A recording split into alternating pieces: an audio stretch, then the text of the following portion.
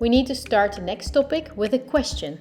Someone like me, who never makes videos, can with an old laptop objectively show that only 2 companies hold a monopoly in all industries in the world. My question is, why is this never talked about in the media? We can choose daily between all sorts of documentaries and TV programs, but none of them cover this subject. Is it not interesting enough? Or are there other interests at play? Wikipedia again gives us the answer. They say that about 90% of the international media is owned by 9 media conglomerates. Whether we take the monopolists Netflix and Amazon Prime, or enormous concerns that own many daughter companies like Time Warner, the Walt Disney Company, Comcast, Fox Corporations, Bertelsmann and Viacom CBS, we see that the same names own the stocks. These corporations not only make all the programs, movies and documentaries, but also own the channels on which those are broadcast. So not only the industries, but also the information is owned by the elite. To complete this overview, look at where the news comes from.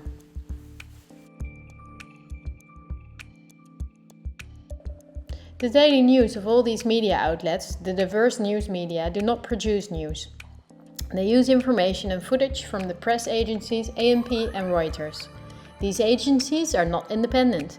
ANP is owned by Talpa, John de Mol. Thomson Reuters is owned by the powerful Canadian Thomson family.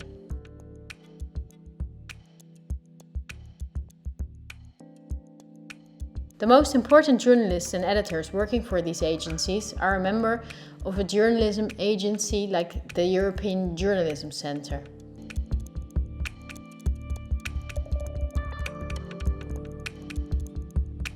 These are one of the biggest European sponsors of media-related projects. They educate journalists, publish study books, provide trainee spaces and press agencies, and work closely together with the big corporations Google and Facebook. For journalistic analysis and views, the big media use Project Syndicate. This is the most powerful organization in the field.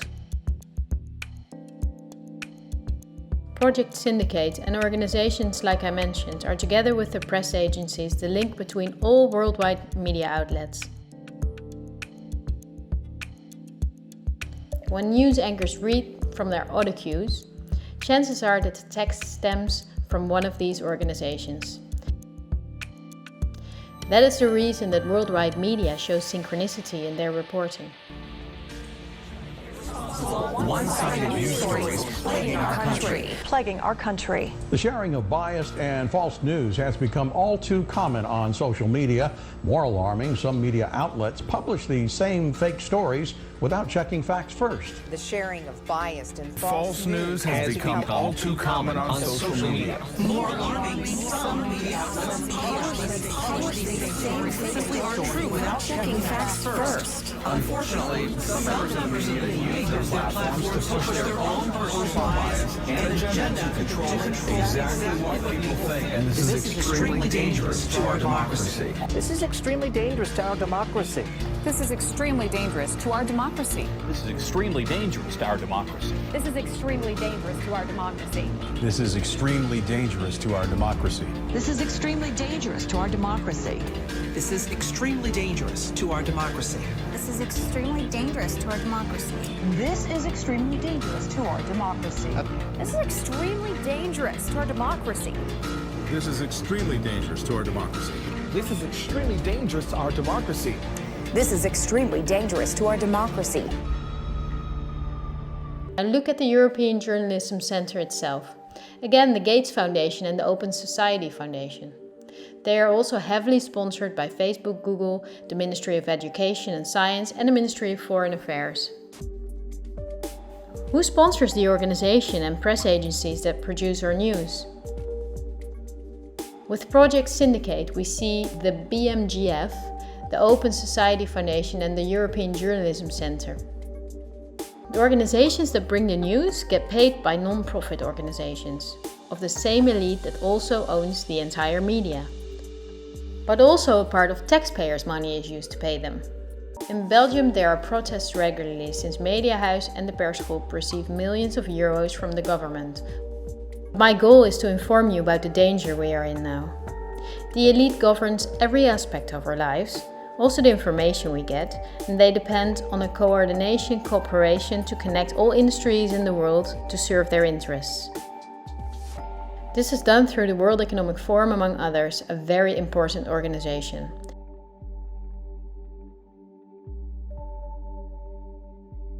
Every year in Davos, the CEOs of big corporations meet national leaders, politicians and other influential parties like UNICEF and Greenpeace.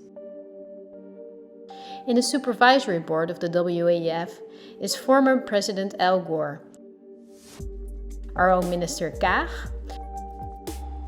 Fijke Sijbesma, chairman of the Royal Dutch State Mines, and the commissioner of DNB, the Dutch bank.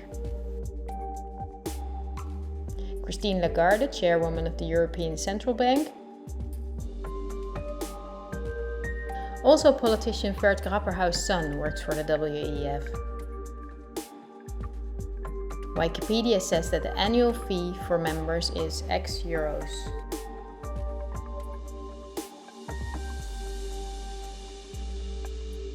But over half of her budget comes from partners who pay the cost for politicians who otherwise could not afford membership. Wikipedia also mentions this.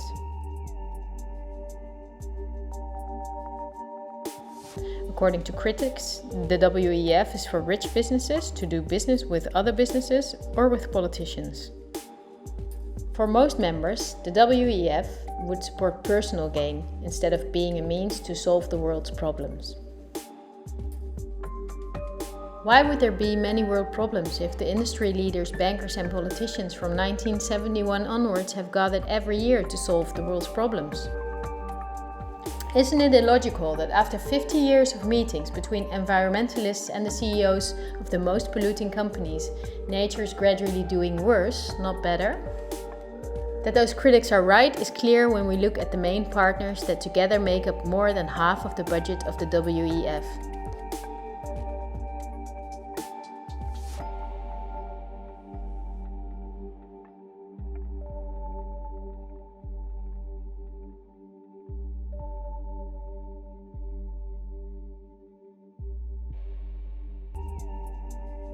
Because these are BlackRock, the Open Society Foundation, the Bill and Melinda Gates Foundation, and many big companies from which Vanguard and BlackRock own the stocks.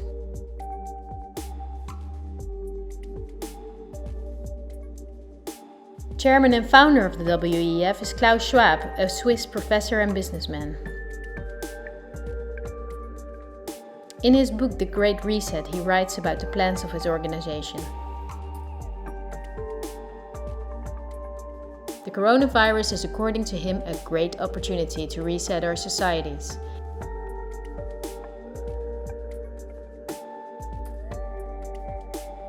He calls it Building Back Better. The slogan is now on the lips of all globalist politicians in the world. Historical moment, a crucial moment to rebuild the future, to reset our policies. We also want to work together on building back better. I call it Build Back Better. But the COVID-19 pandemic can also be a moment for resolving long-standing conflicts and addressing structural weaknesses. It's certainly a major crisis, but it also offers us a unique opportunity. 4 sets of priorities can guide the response to build back better. To build back a better world. But also to build back better. This pandemic has provided an opportunity for a reset. And achieve the Sustainable Development Goals. Our old society must switch to a new one, says Schwab. The people own nothing but work for the state to have their primary needs met.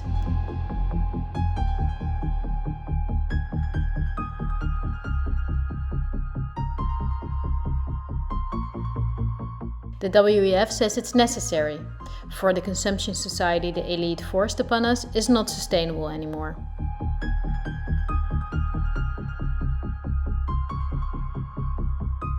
Schwab says in his book that we will never return to the old normal. And the WEF published a video recently to make clear that by 2030 we will own nothing, but we will be happy.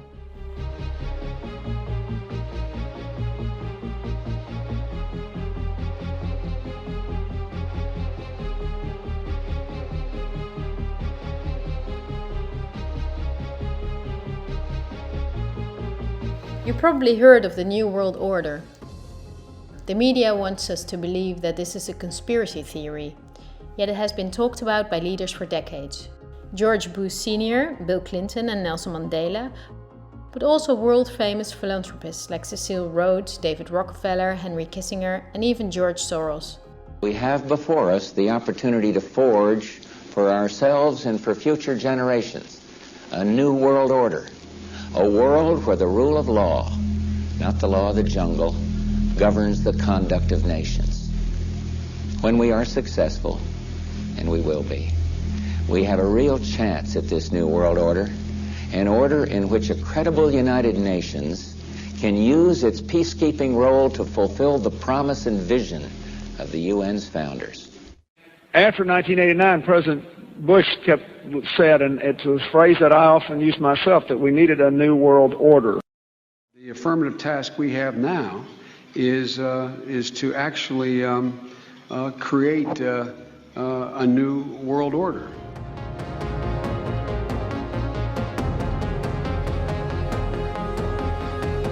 The UN presented in 2015 her controversial Agenda 2030. It is almost identical to the Great Reset of Klaus Schwab. The UN wants to make sure, as does Schwab, that in 2030 poverty, hunger, pollution and disease no longer plague the earth. Sounds nice, but wait till you read the small print. The plan is that Agenda 2030 will be paid by us, the citizens. Just like they ask of us now to give away our rights for public health, they will ask us to give away our wealth to battle poverty. These are no conspiracy theories, it is on their official website. It comes down to this. The UN wants taxes from Western countries to be split by the mega corporations of the elite to create a brand new society. It's a new infrastructure because fossil fuels are gone in 2030. For this project, the UN says we need a world government, namely the UN itself.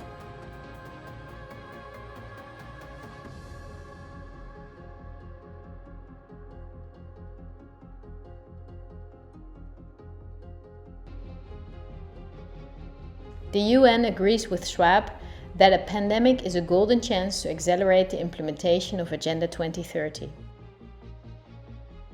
It is worrisome that the WEF and the UN openly admit that pandemics and other catastrophes can be used to reshape society.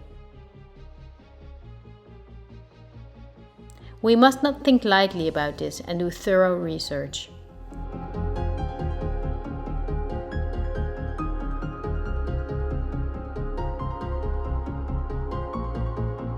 On Friday, October 18, 2019, months before the pandemic was announced, a gathering was held in the Pierre Hotel in New York City. It was a meeting for very important persons.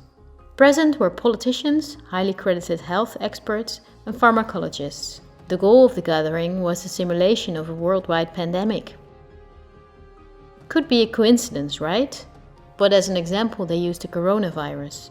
The simulation covered how the virus would develop and how it could only be detained if people cooperated in industries, governments and government agencies. Again, a new world order to save us. Is it surprising when I tell you that this gathering, Event 201, was organized by the World Economic Forum, the Bill and Melinda Gates Foundation and the Johns Hopkins Institute? This is no conspiracy theory. Look on the official website of Event 201.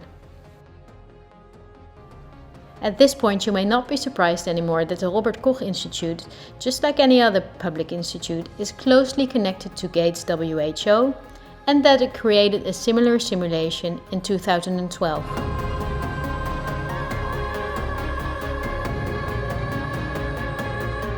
Just like in Event 201, they took a coronavirus as an example. In this simulation, the starting point was a food market in Southeast Asia. A coronavirus would jump from an animal to a human. In the simulation, it takes some weeks for the Chinese to discover the virus. In this way, it can spread all over the world. A simulation is made of the next 3 years of lockdowns, destroyed economies, and the impacts on society, riots and protests included. I won't go into the details, look it up on the website of the German government. Lastly, I would like to show you part of a talk of virologist Mark van Ranst which he held on January 22nd, 2019 in Chatham House. The Chatham House organization is financed by the elite corporations and also by the Gates Foundation. This is an important non-profit in London where important figures gather to talk about the world's problems. The Chatham House Prize was given to Hillary Clinton, Melinda Gates and John Kerry. During the talk, our own Ab Oosterhuis is in the front row. Van Ranst explains how he misled the people during the swine flu. He triggered fear by death numbers without context and media manipulation. He laughs as he tells how he made sure that the vaccines of the pharmaceutical companies he was working for then were accepted by many fearful people. To tell you about my experiences being the crisis manager, the flu commissioner for Belgium and highlighting the communication aspects there. And then you have one opportunity to do it right. I mean, day one is so important. In day one, you start your communication with the press, with the people, and you have to do it right. I mean, you have to go for one voice, one message. In Belgium, they chose to appoint a non-politician to do that. I mean, I have no party affiliations, and that makes things a little bit, at that time at least, a little bit easier because you're not attacked politically, majority, minority. That doesn't come into play, and that was a huge advantage. The second advantage is that you can play in Brussels the complete naive guy and get a lot more done than you would otherwise be able to do. You have to be omnipresent that first day or the first days so that you attract the media attention. You make an agreement with them that you will tell them all, and if they call, you will pick up the phone. When you do that, then you can profit from these early days to get complete carpet coverage of the field, and they're not going to search for alternative voices there. And if you do that, that makes things a lot easier. And then you have to say, okay, well, we will have H1N1 deaths. Of course, that would be unavoidable. I used there Sir Donaldson's quote, where he said that in the UK, by the peak of the epidemic, 40 people would die per day at the end of the summer. So 62 at that time million people in UK, 40 deaths a day. I worked it out for Belgium. That would be 7 deaths a day at the peak of the epidemic. I used that in the media. 7 Belgian flu deaths per day at the peak of the epidemic would be realistic. That is true in every year, even interpandemically. That is very, very conservative. However, talking about fatalities is important because when you say that, people say, wow, what do you mean? People die because of influenza? And that was a necessary step to take. And then, of course, a couple of days later, you had the first H1N1 death in the country, and the scene was set and it was already talked about. And then you had to pick who is going to be vaccinated first. And then, well, women and children first, whatever. I mean, risk groups, they were important. And then I misused the fact that the top football soccer clubs in Belgium inappropriately and against all agreements vaccinated they made their soccer players priority people. So I said I can use that because if the population really believes that this vaccine is so desirable that even the soccer players would be dishonest to get their vaccine. I said, okay, I can play with that. So I made a big fuss about this. This is Van Ranst is raving mad, but it worked. We could talk for hours about the virus of which the survival rate is 99.98% and about the incomprehensible rules that destroy our society. Millions of entrepreneurs are broke. Countless people died in loneliness, in care homes, separated from their families. This is no life. But we know enough facts now that place the corona rules in a much clearer perspective. The perspective of the elite. Big BlackRock and Big Vanguard do not benefit from borders, import taxes and real diversity. Only by means of fear and media manipulation can they contain us. The elite's not going to cure us from the diseases we got from their toxic foods or from the environmental pollution. If we did not get sick, the pharmaceutical industry would collapse. Nothing sells better than fear is the slogan of virologists like Van Ranst. You're going to be surprised, like I was, that we have often been warned. I think we're being run by maniacs. If anybody can put on paper what our government and the American government, etc., and the Russian, Chinese, what they are actually trying to do, I think they're all insane. But I'm liable to be put away as insane for expressing that. That's what's insane about it. With this video, I reach out and hope to bridge the ever-growing gap between us.